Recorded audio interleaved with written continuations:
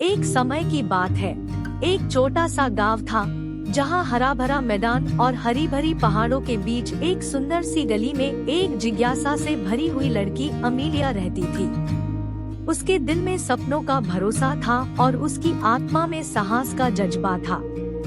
एक धूप भरी सुबह में जब वो कोबलस्टोन के रास्ते में घूम रही थी, उसकी आंखें दूर में कुछ चमक दिखाई दी।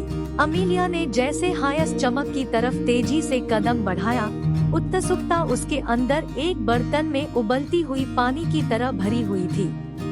चमक का स्रोत एन्चांटेड फॉरेस्ट के एक छिपे हुए प्रवेश तक था, एक जगह जिसे नींद से जगते समय कहा जाता था।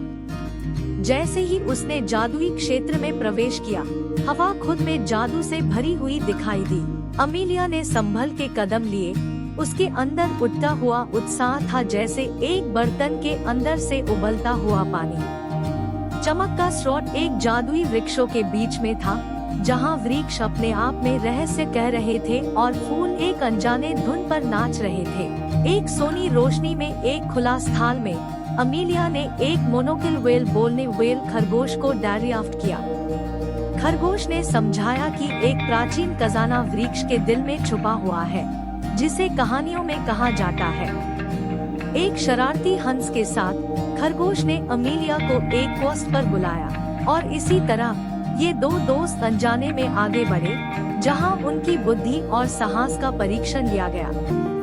अनमोल खतरनाक पुलों को पार किया, बुद्धिमान बूढ़ अलियोन द्वारा कही गई पहेलियों को सुलझाया और चांदनी रात के तेज एक चतुर ट्रोल को हारा। जब यात्रा बढ़ती गई, अमीलिया के दिल कांप उठता था, हर पाल पिछले से भी अधिक रोमांचक था।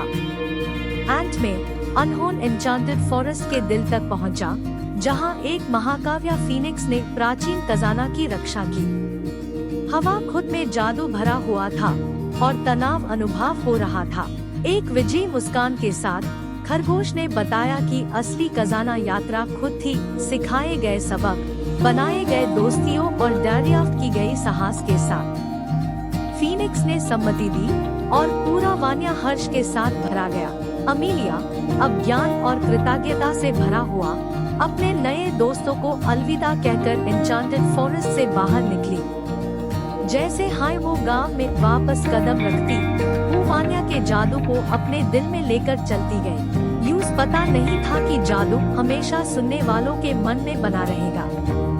और इस तरह अमीलिया और एन्चांटेड फॉरेस्ट की कहानी आने वाली पीढ़ियों के कल्पनाओं को हमेशा प्रभावित करेगी। और जब सूरज खोरक हो गया, जैसे कि ऑरेंज और पिंक रंगों से भरा हुआ आसमान, सुनने वालों को अद्भुत कहानी के सादैव अंत से साथ एक अद्भुत अनुभव मिला।